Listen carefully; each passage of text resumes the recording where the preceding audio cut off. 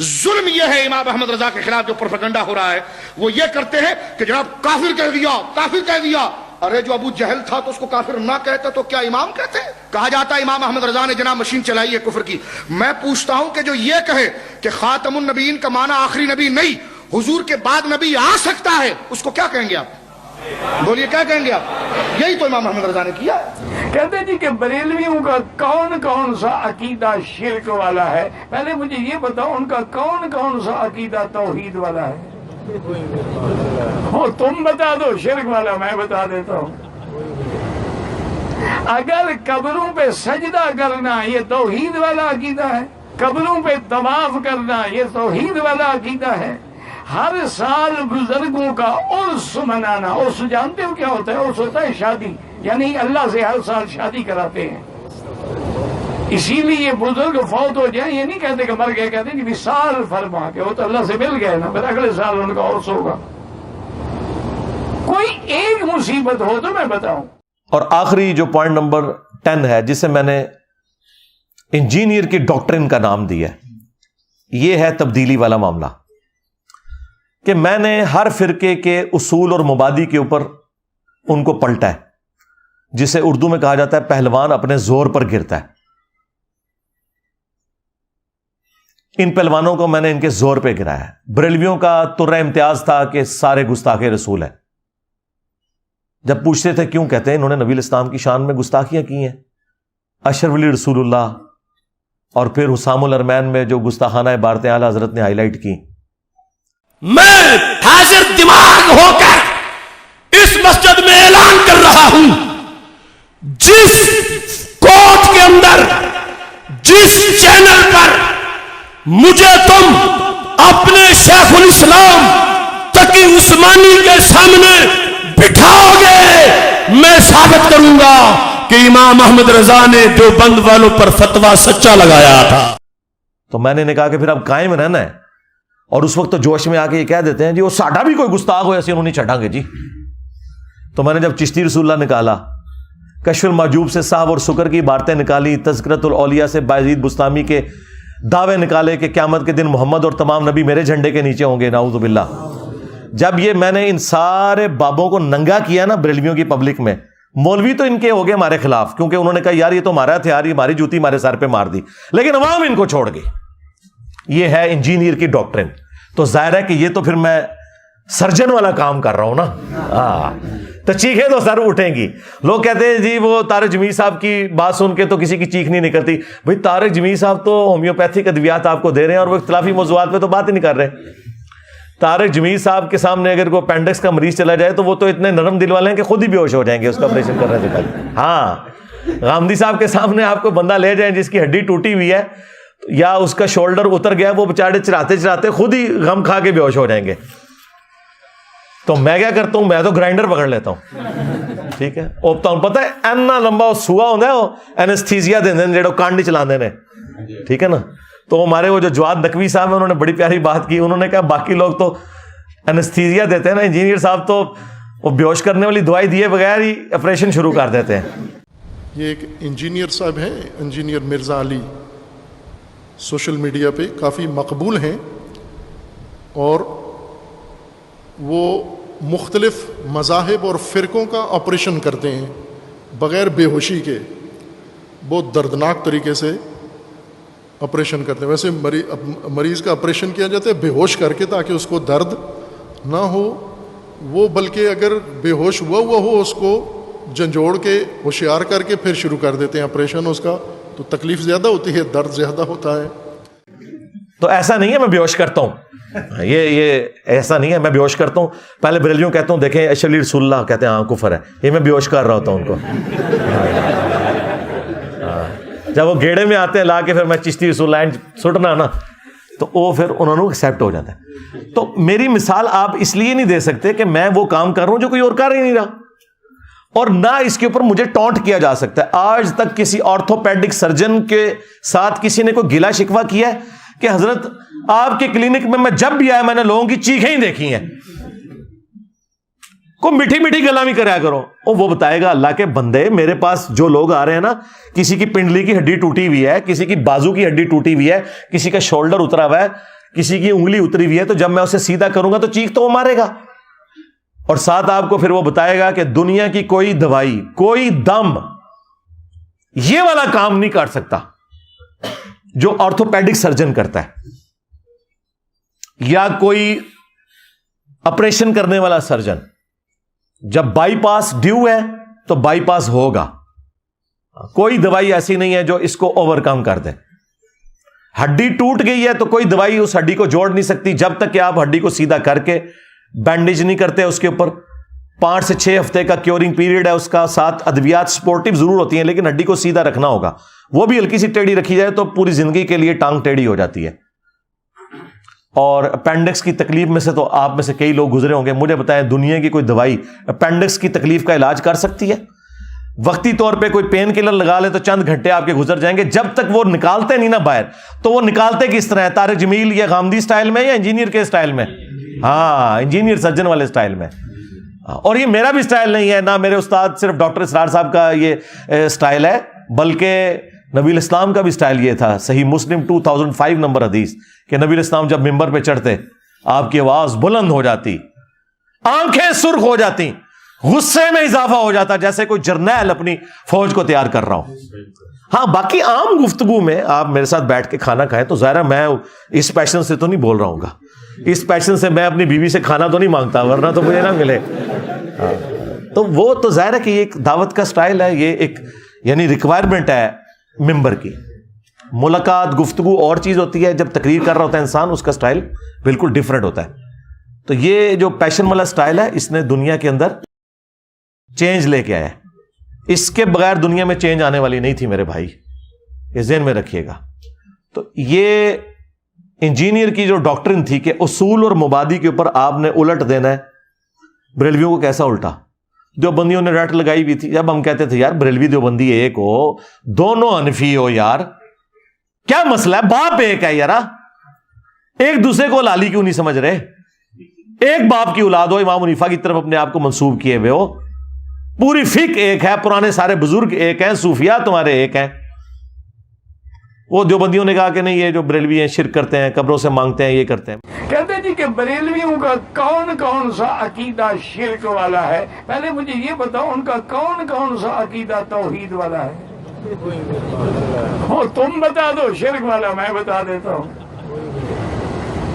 اگر قبروں پہ سجدہ کرنا یہ توحید والا عقیدہ ہے، قبروں پہ طواف کرنا یہ توحید والا عقیدہ ہے، ہر سال بزرگوں کا عرس منانا، عرس جانتے ہو کیا ہوتا ہے؟ عرس ہوتا ہے شادی، یعنی اللہ سے ہر سال شادی کراتے ہیں. اسی لیے بزرگ فوت ہو جائیں یہ نہیں کہتے کہ مر گئے، کہتے ہیں کہ وصال فرما کے وہ تو اللہ سے مل گئے نا، پھر اگلے سال ان کا عرس ہوگا. کوئی ایک مصیبت ہو تو میں بتاؤں. میں نے وہ سارے واقعات دیوبندیوں کے بزرگوں سے بھی ثابت کیے. اب مجھے بتائیں بند گلی میں داخل ہو گئے، وہ بھاگنے کا راستہ ہے. تو یہ پہلوان کو میں نے ان کے زور پہ گرایا. میں نے بتایا کہ بھائی جو قاسم نانوتوی صاحب ہیں، اشرف تھانوی نے خود نقل کیا ہے کہ وہ مرنے کے 6 سال کے بعد بیداری میں، خواب میں نہیں، 6 سال کے بعد اپنی قبر سے نکل کے دیوبند میں 2 مولویوں کی صلح کروا کے چلے گئے، اور سخت سردیوں میں جس نے وہ رضائی اوڑھی ہوئی تھی اس کے اندر بھی اس کا پسینہ چھوٹ گیا، اور شاید کوئی اور بھی چیز چھوٹ گئی ہو. ہاں، اور آگے پھر فٹ نوٹ پہ اشرف تھانوی نے لکھا ہے کہ ہو سکتا ہے کہ حضرت کی روح نے اپنا جسم خود قبر سے نکالا ہو اور باہر آ گئی ہو، یا اس روح نے اپنا کوئی علیحدہ سے ایک امثالی جسم بنایا ہو اور اس کے ساتھ آئی ہو. تو کوئی اور او بریلوی تو شاہی کوئی نہیں جیڈا بڑا گاندھی نے کو لیا ہے. اور میں ان کے سارے واقعات بیان کیے. تو اب ان کا ایک ترہ امتیاز تھا بریلویوں کے خلاف، وہ توحید پہ تھا، وہ تو میں نے ان سے لے لیا. تو آپ دیکھ لیں جو بندی جن کے دماغ بھی بند تھے، ہماری ویڈیو سے وہ دماغ کھل گئے، اللہ کا شکر ہے. تو میں نے پہلوان کو اس کے زور پہ گرایا. اس کو میں دنیا میں بھی ایک مثال سے بتاتا ہوں. یہ آپ جب کبھی کینٹ ایریا میں جائیں نا تو بیریئر لگے ہوتے ہیں وہ بمبو سے، ہاں، اور لوہے کا بڑا سا ایک بمبو ہوتا ہے، اس کے پیچھے اتنا بڑا وٹا ہوتا ہے. وہ وٹا پتہ تو کیوں ہوتا ہے؟ وہ پتھر اتنا بڑا، اس کا وزن آلموسٹ اس لوہے کے بمبو کے برابر ہوتا ہے، اس سے تھوڑا سا کم ہوتا ہے. تو آلموسٹ یعنی سمجھ لیں بیلنس سے ہوتا ہے. تو وہ ذرا سی اس پہ انگلی آپ لگائیں نا تو یہ کھڑا ہو جاتا ہے. حالانکہ اس کو اس پتھر کے بغیر اگر آپ کھڑا کریں تو 8-10 بندے چاہیے یوں کھڑا کرنے کے لیے. تو انہوں نے وہ بیلنس کیا ہوتا ہے اس پتھر کے ذریعے, تاکہ ایک عام آدمی بھی, اسی لیے اس کو رسی سے باندھا ہوتا ہے, وہ تھوڑا سا وزن اس کا زیادہ ہوتا ہے, وہ رسی چھوڑتا ہے ویسے ہو جاتا ہے. یا اگر وہ رسی نہ بھی ہو, ہلکی سی انگلی کا اشارہ بھی کرے تو وہ بمبو کھڑا ہو جاتا ہے. اے جناب او میں ایڈے وٹے فٹ کیتے ہیں. ہاں, اشعری رسول اللہ, چشتی رسول اللہ, ہلکی جی انگلی لانا نا اینڈ کر کے فرقہ انہاں دا اڈ کے پرے جاندا ہے. ہاں, یہ اصول مبادی ہے. اہل حدیث کا کیا تھا ترہ امتیاز؟ اہل حدیث کا تو نام ہی لوگوں نے یہ رکھا ہوا تھا کہ جی اے بخاری کرتے ہیں. جناب بخاری دی ایک حدیث نے اہل حدیث فرقے دی موت کرتی ہے, اور کتبہ لکھا ہوا ہے اہل حدیث فرقے کی موت صحیح بخاری 2812 کی وجہ سے ہوئی. وَيْحَ مار تقتلہ الفئۃ الباغیہ یدعوہم الی اللہ ویدعونہ الی النار. افسوس اے مار, تجھے باغی جماعت قتل کرے گی, تو انہیں اللہ اور جنت کی طرف بلائے گا, وہ جماعت جہنم کی طرف. یہ مرزا جہلمی چھپا ہوا رافضی اہل سنت کا لبادہ اڑا ہوا, وہ بدبخت ہر وقت ہر ٹائم اس خاندان کے اوپر حملہ آور, اس خاندان کی توہین و تشنیع کرنا. ایک حدیث گڑی ہوئی ہے, ایک حدیث گڑی ہوئی ہے, ایک حدیث گڑی ہوئی ہے, یعنی مفہوم گڑا ہوا. حدیث تو درست ہے, کہتا ہے عمار کو فیہ باغیہ قتل کرے گا, وہ عمار کو جہنم کی طرف بلاتا ہوگا. معاذ اللہ, وہ عمار کو جہنم کی طرف بلاتا ہوگا. اور یہ جو جہنم کی طرف بلانے والا گروہ تھا نا, معاذ اللہ, یہ امیر معاویہ کا تھا. امیر معاویہ نے قتل کیا تھا, امیر معاویہ معاذ اللہ جہنم کی طرف بلانے والا. جہلمی کہتا ہے نہیں جی نہیں, وہ تو گروہ جہنم کی طرف بلانے والا. خیر یہ ایک حدیث کیا, درجنوں حدیثیں بخاری مسلم سے. بنو امیہ کا جب مسئلہ آیا نا تو یہ اپنے اصول میں فیل ہو گئے. ان کی بخاری مسلم رفع الیدین تک ہی رہی, تو ان کے اصول پہ ان کو گرایا.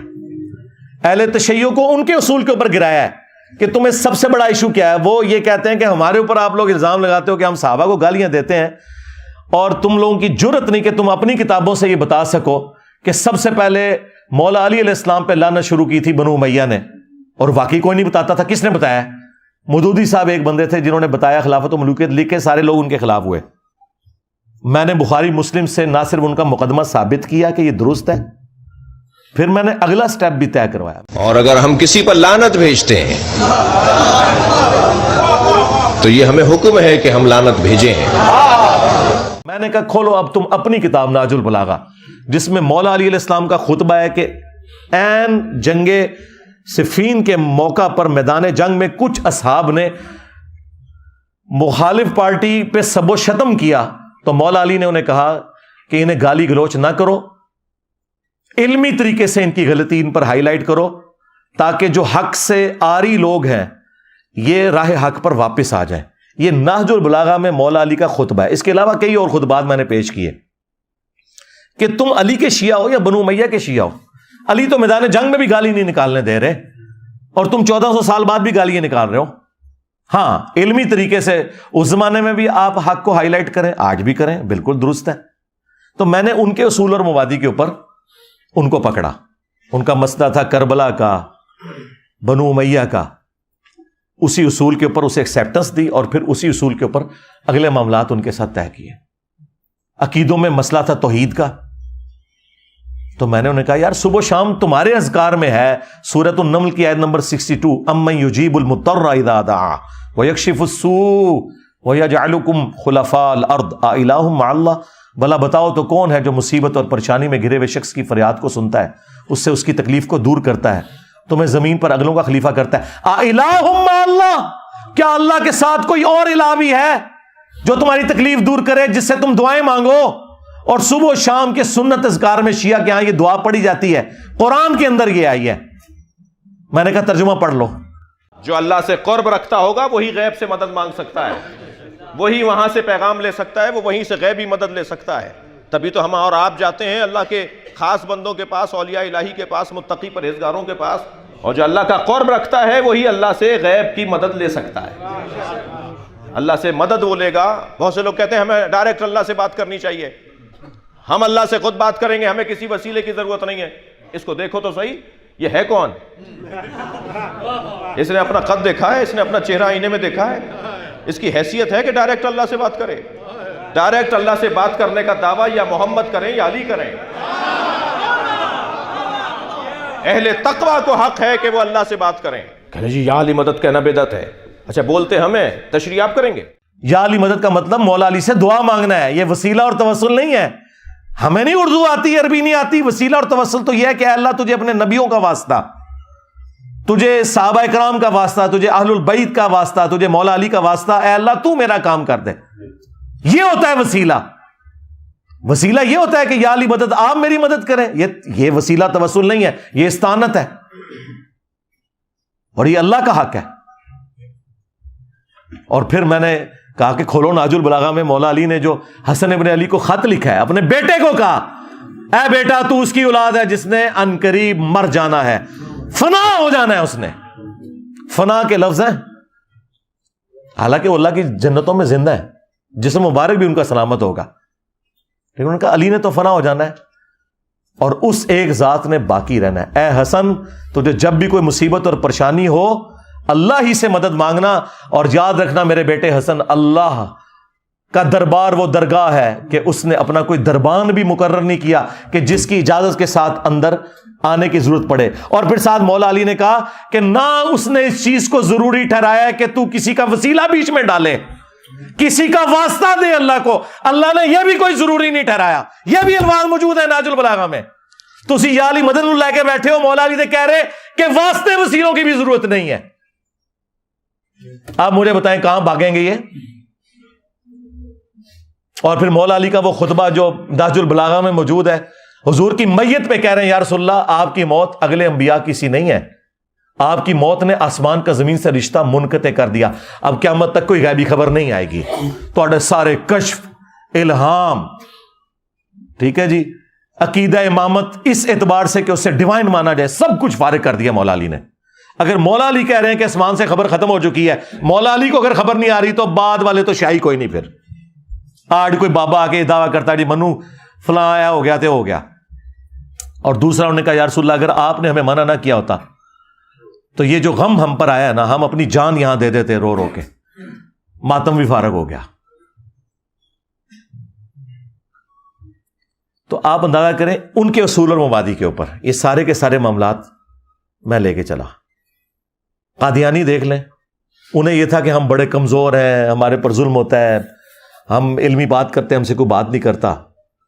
میں نے ان کے اصول اور مبادی کے اوپر ان کو گرا دیا کہ تمہارا یہ جو دجال تھا اس نے تو اپنی کتابوں میں حدیثوں کے حوالے تک غلط دیے ہوئے ہیں، وہ حدیثیں وہاں پہ موجود ہی نہیں ہیں جو اس نے حوالے دیے ہوئے ہیں. پلس اس نے جو اصول اور مبادی کھڑے کیے ہیں قرآن و سنت سے دلائل کے، وہ تم خود پڑھ کے دیکھو، ان چیزوں کا لینا دینا ہی کوئی نہیں ہے. بخاری سے لا کے حدیث پیش کرتے ہیں کہ عبداللہ ابن ابی اوفا کہتے ہیں کہ حضور کا بیٹا اگر ابراہیم اگر یہ جوانی کی عمر کو پہنچتا تو یہ بھی پیغمبر ہوتا. اور انہوں نے پورے مسلمانوں کو دھوکے میں رکھا، کہتے ہیں دیکھیں نبوت جاری ہے. تبھی تو صحابی کہہ رہے کہ حضور کا بیٹا قاسم بن محمد، جن کی وجہ سے کنیت تھی رسول اللہ کی صلی اللہ علیہ وآلہ وسلم ابو القاسم، یہ اگر زندہ رہتے تو پیغمبر ہوتے ہیں. وہ حدیث جو ہے وہ یہ ہے کہ حضرت ابراہیم جو حضور صلی اللہ علیہ وآلہ وسلم کے ماریہ قبطیہ کے بطن سے فرزند تھے، جب آپ کا وصال ہوا تو حضرت اقدس محمد رسول اللہ نے ان کو لحد میں اتارتے ہوئے فرمایا لو آشا لکانا صدیقا نبیا، یہ میرا بیٹا اگر زندہ رہ جاتا تو صدیق نبی ہوتا. یہ جو بعض لوگ، بعض علماء اس سے نکلنے کی کوشش کرتے ہیں، اس کے مفہوم سے باہر جانے کی کوشش کرتے ہیں، یہ کہہ کر کہ اس سے مراد یہ ہے کہ اسی لیے اللہ تعالیٰ نے مار دیا کہ نبی نہیں آ سکتا تھا، اگر نبی آ سکتا تو ان کو وفات کر دیتا. مولا علی قاری نے اس کو سختی سے رد فرمایا ہے. انہوں نے کہا یہ خدا تعالیٰ کی شان کے خلاف بات کرتے ہو. ہم نے کہا آگے چل. آگے لکھا ہے ابن ابی اوفا کہتے ہیں کہ چونکہ رسول اللہ پہ ختم نبوت ہو چکی ہے اس لیے آپ کا کوئی بچہ جوانی کی عمر کو پہنچے نہیں، کیونکہ سلسلہ نبوت ختم ہو چکا ہے. تو نے اتنا جملہ لیا کہ قاسم زندہ رہتا تو وہ نبی ہوتا. میں بھی کہتا ہوں کہ حضور کا اگر کوئی بیٹا جوانی کی عمر کو پہنچتا تو نبی ہوتا اگر حضور خاتم النبیین نہ ہوتے. آگے لکھا ہوا ہے اور یہ قرآن میں بھی ہے، ما کان محمد ابا احد من رجالکم ولکن رسول اللہ و خاتم النبیین. محمد تم مردوں میں سے کسی کے باپ نہیں ہے، ان کا تو اپنا بیٹا بھی مرد نہیں بنے گا، چاہے جائے کہ زید ابن حارثہ کو کوئی ان کا بیٹا مان لے، کیوں؟ وہ کسی مرد کے باپ کیوں نہیں ہے؟ اس لیے کہ ولاکن رسول اللہ و خاتم النبیین، چونکہ وہ اللہ کے رسول اور خاتم النبیین ہے، لہذا ان کا کوئی بیٹا جوان نہیں ہوگا، کیونکہ یہ تو بڑی عجیب بات تھی کہ ابراہیم کا بیٹا پیغمبر ہو اور محمد رسول اللہ کا بیٹا پیغمبر نہ ہو، یہ ہو نہیں سکتا تھا۔ تو اللہ نے کلیئر کیا کہ ان کے بیٹا پیغمبر اس لیے نہیں کہ یہ خاتم النبیین ہے، ان کا کوئی بیٹا اپنا جوانی کی عمر تک پہنچے گا بھی نہیں۔ تو ہر فرقے کو اس کے اصول اور مبادی کے اوپر گرایا۔ یہ تھی انجینئر کی ڈاکٹرن، یہ ایک سرجن والا کام تھا، اس کی وجہ سے چیخیں بھی نکلیں۔ ظاہر ہے میں کام ہی ایسا کر رہا ہوں، اب یہ کام اس کے بغیر ہو نہیں سکتا۔ اور جو یہ مجھے آگے مشورے دیتے ہیں، چھੱਡ دو منو مشورے دینے بند کرو، تو اسی کر کے دسو، مجھے وہ مشورہ دے جو خود یہ کام کر کے بتائے۔ اور تمہارے خلاف تو مولوی نام لیے بغیر اشارتاً تقریر کر دے، تسی ایک مہینہ مسیتی نہ وڑ دے ڈر دے مارے، گلا منو کر دے ہو آگے۔ ہاں جائے میں نے تو کئی بار لوگوں کو کہا جن کو بڑا شوق ہے نا کہ ہم بڑے اچھے طریقے سے دعوت کر سکتے ہیں، میں نے کہا ایک حدیث لے جاؤ مسلم کی 2245 کہ میں تمہیں منع کرتا ہوں قبروں پر عمارت بنانے سے، قبروں کو پکا کرنے سے، اس پہ مجاور بن کے بیٹھنے سے، خرچہ سارا میں اٹھاتا ہوں تمہارا، ٹھیک ہے؟ گال میں ایک طرف شہد رکھ لو، ایک طرف گڑ رکھ لو، اور جا کے داتا دربار لوگوں کو دعوت دو کہ میٹھے میٹھے اسلامی بھائیوں، ہاں میں اپنے نبی کی حدیث ماشاءاللہ ایک پازیٹیو انداز میں بیان کرنے آیا ہوں، سبز پگڑی بھی باندھ لو۔ ہاں حدیث سنائے، اس کے بعد کہ یہاں پہ سید صاحب دفن ہے، آج ان کی روح کے سال ثواب کے لیے، ان کی روح کو خوش کرنے کے لیے ان کا مزار توڑنے سے ہی ہم سنت کا آغاز کرتے ہیں۔ ہاں تو لگ پتہ چاہے گا، یہ باتیں کرنا آسان ہے۔ تو یہ ہماری مجبوری تھی، یہ تبدیلی لانے کے لیے انجینئر کی ڈاکٹرن کی ضرورت تھی۔ اس کے علاوہ کسی کے پاس کوئی ہے طریقہ، وہ ضرور اڈاپٹ کرے اور تبدیلی لا کے بتائے۔ دنیا میں کئی علماء آئے، پوری تنظیمیں بنائی، ہزاروں لاکھوں لوگ چینج کیے، اپنے زوم میں اپنے فرقے کے ساتھ اٹیچ کیے، تبدیلی کوئی بھی نہیں آئی ہے۔ یہاں پہ آپ دیکھیں، اور یہاں تو جب ہم چھوٹے چھوٹے تھے نا، تو کبھی کوئی ایک خبر آتی تھی سالوں بعد کہ فلاں بندہ جو ہے نا اہل حدیث سے بریلوی ہو گیا، کوئی بریلوی سے دیوبندی ہو گیا، ایتھے لینڈ لگی ہے جی، ساڑھے کو لائف سٹوریاں نہیں پہ پوریاں ہوندیاں۔ اپنے کٹر فرقے چھوڑ دیے لوگوں نے، بلکہ کٹر ہی ٹوٹ گئے ان کے۔ ہاں تو یہ تبدیلی کیوں آئی ہے؟ اس کے پیچھے یہ انجینئر کی ڈاکٹرن والا معاملہ ہے۔ اور سب سے بڑی بات، اس سسٹم سے ہم نے کچھ بھی حاصل نہیں کیا سوائے یہ کہ میری لائف ونریبل ہوئی، میری فیملی کی لائف ونریبل ہوئی، میرے ٹیم ممبرز کی لائف ونریبل ہوئی، ان کی فیملیز کی لائف ونریبل ہوئی۔ ہم نے اس سسٹم سے کچھ حاصل نہیں کیا۔ یا ہوتا نا کہ ہم نے چندہ بک ہوتی اور ہمارے لوگ سارے کام چھوڑ کے یہ کام کر رہے ہوتے ہیں۔ ہمارے جتنے لوگ ہیں اپنا کام کرتے ہیں، سب والنٹیئرز ہیں، اپنا اپنا کام کرتے ہیں۔ صرف اتوار والے دن آ کے انہوں نے اپنی کمٹمنٹ کرنی ہوتی ہے، اور فی سبیل اللہ پھر اپنے کاموں میں لگ جاتے ہیں۔ کسی کی دکان ہے تو دکان پہ ہے، کوئی ملازم ہے تو ملازمت کرتا ہے۔ میں نے تو کسی کو یہاں پہ بھرتی نہیں کیا ہوا، اللہ کا شکر ہے۔ تو سب لوگ والنٹیئرلی کام کرتے ہیں۔ تو ہم نے اس سسٹم سے حاصل تو کچھ بھی نہیں نہ کیا۔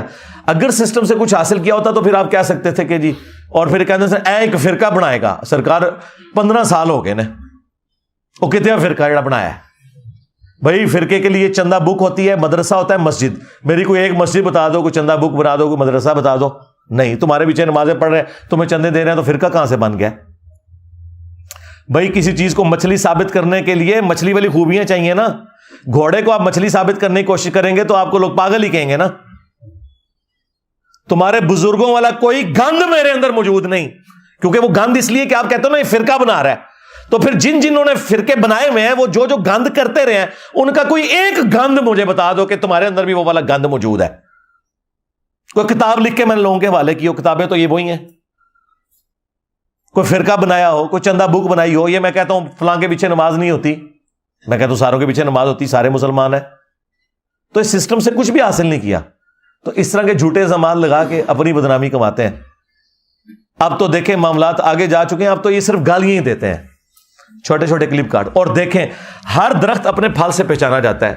ان کے بزرگان دین کا درخت یہ ہے کہ ان کے علماء بھی اور پبلک بھی میرے چھوٹے چھوٹے کلپ آؤٹ آف کانٹیکسٹ کاٹ کے نا مجھے بدنام کرتے ہیں۔ اور ہمارے کسی اسٹوڈنٹ نے کبھی کسی عالم دین کا آؤٹ آف کانٹیکسٹ کلپ کاٹ کے کسی کو بدنام کیا ہے؟ مجھے کوئی ایک کلپ دکھا دیں۔ تو بتائیں پھر استاد کامل کون سا ہوا؟ کس کی تربیت کامل ہے کہ اس کا کوئی اسٹوڈنٹ اپنے مخالفین کا آؤٹ آف کانٹیکسٹ کلپ نہیں کاٹتا؟ اور ان کے سارے یہی کام کرتے ہیں، کلپ 3-3 4-4 سیکنڈ کے. یار 4 سیکنڈ میں آپ کے کیا، بلکہ اگلے دن وہ ہمارے میر صاحب کو انہوں نے بلایا تھانے میں نا، کچھ مہینے پہلے کی بات ہے، جب انہوں نے FIR کٹوائی تھی، وہ جو فارغ ہوئی، تو وہ کلپ کاٹ کے پتہ کیا دیا ہوا؟ اس میں الفاظ تھے کہ معاویہ کا پیٹ پھر پوری زندگی نہیں بھرا، یہ کلپ کٹا ہوا ہے. تو وہ پوچھتا ہے یہ آپ نے کیا کہا؟ بھئی ہم نے نہیں کہا، یہ اس حدیث کے راوی نے کہا ہے جس نے وہ حدیث روایت کی دلائل النبوہ امام بیہقی کی کتاب میں کہ نبی علیہ السلام نے کہا تھا کہ اس کا خدا پیٹ نہ بھرے، اور وہ راوی حدیث کہتا ہے کہ حضور کی پھر یہ بدوا لگ گئی اس کو اور مرتے دم تک اس کا پیٹ نہیں بھرا. یہ حدیث میں راوی کے الفاظ تھے. انہوں نے اگلا جملہ صرف کاٹا کہ معاویہ کا پیٹ پھر مرتے دم تک نہیں بھرا. ان کا یہ انجینئر کہہ رہا ہے. کتنے ظالم ہیں. اس طرح چھوٹے چھوٹے کلپ کاٹتے ہیں. میں تو اگلے دن اپنے بھائیوں کو کہہ رہا تھا، میں جس پیشن سے بیان کرتا ہوں وہ بخاری مسلم کی حدیث کہ نبی علیہ السلام غزوہ حنین کے موقع پر جب 12,000 کا لشکر آپ کو چھوڑ گیا، آپ 80 لوگوں کے ساتھ اکیلے آگے بڑھے. انا النبی لا کذب انا ابن عبد المطلب، میں نبی ہوں، اس میں کوئی شک نہیں. اب یہ میرا جو جملہ ہے، میں نبی اس میں کوئی شک نہیں ہے، وہ کاٹ لے. یہ یہی خبیث کرتے ہیں، میں عبد المطلب کا بیٹا ہوں، اس میں کوئی شک نہیں. یہ تو میں تو حدیث بیان کر رہا ہوں. تو کلپ تو اللہ کی کتاب سے بھی کاٹا جا سکتا ہے، بخاری مسلم سے بھی کاٹا جا سکتا ہے. قرآن میں لکھا ہے عیسیٰ ابن مریم اللہ کے بیٹے ہیں، ہاں لکھا ہوا ہے، لیکن ساتھ لکھا ہے لقد کفر الذین قالوا ان اللہ هو المسیح ابن مریم، بے شک وہ کفر کر رہے ہیں جو کہہ رہے ہیں کہ اللہ ہی عیسیٰ ابن مریم ہے. ہاں قرآن میں لکھا ہے نماز کے قریب مت جاؤ، لیکن لکھا ہوا ہے وانتم سکارا لا تقربوا الصلاۃ وانتم سکارا، جب تم نشے کی حالت میں ہو. ہاں جی. تو میرے بھائی کلپ تو اللہ کا بھی کاٹا جا سکتا ہے، کلپ تو رسول اللہ کا بھی کاٹا جا سکتا ہے، لیکن یہ جو کلپ کاٹنے والے ہیں نا، یہ ثابت کر رہے ہیں کہ یہ دین کے غدار ہیں، یہ دشمن ہے دین کے، کہ جو مجاہد دین کا کام کر رہا ہے اس کی لائف کو بھی ونریبل کر رہے ہیں. مجھے تو فرق نہیں پڑتا، میں نے تو اپنی لائف ونریبل کی ہوئی ہے، میں نے آپ کو بتایا، مجھے کوئی فرق نہیں پڑتا. میں اب اس لائف کے ساتھ اللہ نے مجھے مانوس کر دیا ہے، اگرچہ میرے لیے مشکل زندگی ہے لیکن میں اس کے ساتھ مانوس ہو چکا ہوں، مجھے کوئی فرق نہیں پڑ رہا. لیکن تجھے ہی نہیں بچنا. ہاں انشاءاللہ تعالی، جو کہتے ہیں بند کمرے چ بہ کے، ہاں بند کمرے چ بہ کے تواڈے تالے تروڑ دیتے نے، تواڈے بابیاں دے دماغاں دے تالے تانوں لگے ہوئے تروڑ دیتے نے اللہ کے فضل سے، الحمدللہ. تو ہمیں کوئی فرق نہیں پڑتا.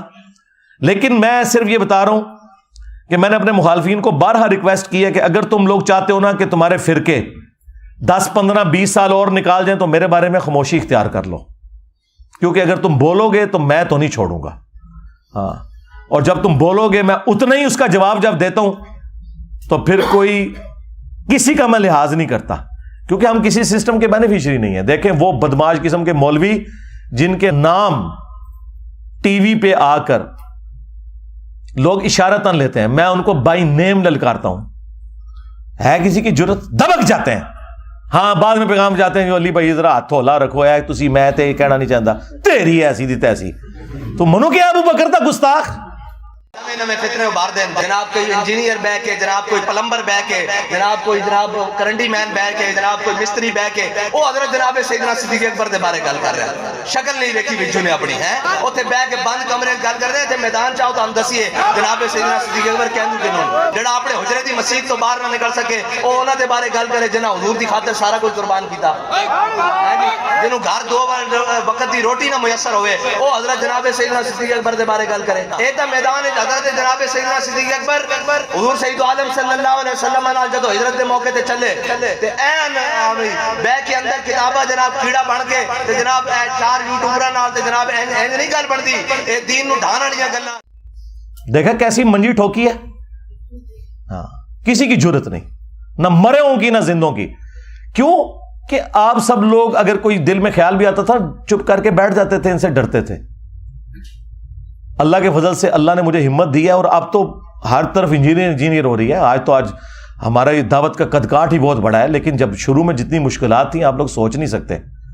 وہ تو دیکھو لائف سٹوری تو میری ابھی سٹارٹ ہی نہیں ہوئی ہے. ابھی تو میں صرف آپ کو دعوت کے حوالے سے ڈسکشن بتا رہا ہوں کہ کس طریقے سے ہم نے مشکلات دیکھی ہیں شروع میں. وہ اگر میں تفصیلات آپ کو بتاؤں تو آپ حیران ہو جائیں کہ آج تو خیر معاملات ہی اللہ تعالیٰ نے بہت آسان ہمارے لیے کر دیے ہیں اللہ کے فضل سے. لیکن ہم اس وقت ہی پیچھے ہٹے. آپ تو جناب کسی نے کھنگڑ نہیں دینا تہاڈی جرت بول کے دیکھو تو کرنے کے ہیں کسی پلے کھینچنا رویو بالکل لا کے ہاتھ چڑھا چڑھا گے اللہ کے فضل سے. کسی کا لحاظ نہیں کرنا انشاءاللہ تعالی. اور یہی وجہ ہے کہ انہوں نے اپنے فرقوں کا جلدی نقصان کروایا. اگر یہ تھوڑا سا لحاظ کر کے برداشت کر لیتے اور میری حق بات کو حق کہتے تو اپنی عزت کروا لیتے. اور جو لوگ یہ کر رہے ہیں کہ وہ لحاظ کر کے خاموشی سے بیٹھے ہوئے ہیں تو ان کی عزت بھی سلامت ہے, کیونکہ انہیں پتہ ہے کہ ہم جب بولیں گے نا پھر یہ ہمیں چھوڑے گا نہیں. میں کئی علماء کو ملوں, میں نے انہیں ریکویسٹ کی کہ تہاڈا ایک میرے خلاف کوئی کلپ آ جائے نا تو فائدہ ہو جائے گا تہاڈی پبلک نو. کہندے نا نا نا تھوڑی بہت جڑی ساڈی عزت ہے وہ رہن دے. ہاں کیونکہ انہیں پتہ ہے کہ کیا بولیں گے خلاف. جب بولیں گے تو میں تو سارے حقائق رکھوں گا. کیسے بول سکتے ہیں؟ میں سب کچھ کھول کے کتابوں سے سامنے رکھ دوں گا. اگر آپ کو یقین نہیں آتا تو آپ نیو ٹی وی والا وہ رمضان کا پروگرام آپ نے فرقہ واریت والا دیکھ لیا نا, کس طرح ننگے ہوئے ہیں یہ مولوی. کوئی چیز ان کے پلے بچی ہے مجھے بتائیں؟ اگر کسی کو کوئی زوم بھی تھا نا تو وہ نکل گیا. اللہ کے فضل سے ایک ایک چیز کھول کے سامنے رکھی ہے. اگر کسی کو کوئی شک تھا نا کہ یہ لوگ جو ہیں وہ ایک دوسرے کو مسلمان سمجھتے ہیں تو وہ نکل گیا. پورے پروگرام میں میں نے 3 ڈیمانڈ ان سے رکھی ہیں کہ آپ یہ کہہ دیں کہ سارے فرقے مسلمان ہیں. نمبر 2 سب کے پیچھے نماز پڑھنا درست ہے. نمبر 3 سب کو چندہ دینا درست ہے. کوئی مولوی نیچے ریڈی ہویا. ہاں حالانکہ یہ سارے میٹھے میٹھے مولوی انہوں نے بٹھائے ہوئے تھے تو کوڑے تے جناب چک مار لین تو انہوں نے چھڑ دو. کیونکہ انہیں پتا تھا کہ یار ادھر ایک پروگرام میں تو ہمیں چلو 1-1.5 لاکھ روپے مل جانا ہے, جو پوری زندگی کے چندے بند ہو جانے ہیں واپسی میں تو ہمیں انہوں نے ریسیو کرنا ہے جس طریقے سے. تو ضرورت ہی نہیں ہے. ابھی دیکھیں یہ ایک گستاخ نے امام مہدی علیہ السلام کو ننگی گالیاں دی. تاریخ انسانیت میں کبھی کسی مذہبی پرسنالٹی کے ساتھ یہ کچھ نہیں ہوا. لوگوں نے جھوٹا کذاب کہہ دیا, کسی پہ زیادہ زیادہ لعنت کر لی, لیکن یہ ماں بہن کی گالیاں بائی نیم یہ آج تک کبھی نہیں ہوا تھا. کوئی بریلوی دیوبندی اہل حدیث عالم آپ کو نظر آیا جو امام مہدی کے دفاع کے لیے سامنے آیا ہو, کسی نے بیان دیا ہو؟ علیحدگی میں جب انہیں کہا وہ کہتے نہیں, وہ ساری پبلک پھر خلاف ہو جائے گی. ایت گستاخی ہے پر ہم اپنے حصے کی گستاخیوں پہ بولتے ہیں. مجھے بتائیں اگر حضرت ابوبکر کی شان میں اس طرح کی کوئی گستاخی پاکستان نہیں ایران میں ہوئی ہوتی, ادھر ان جماعتوں نے پورا ملک بند کر دینا تھا, نہیں تھا کرنا. تو اس کا مطلب یہ 2 نمبر لوگ ہیں, بے ایمان لوگ ہیں. ویسے تقریروں میں کہتے ہیں ہم جو ہے وہ صحابہ کے دفاع کے لیے, اہل بیت کے دفاع کے لیے, حسن و حسین کے دفاع کے لیے نکلیں گے, اور ہے یہ بندر ہیں بنو امیہ کے.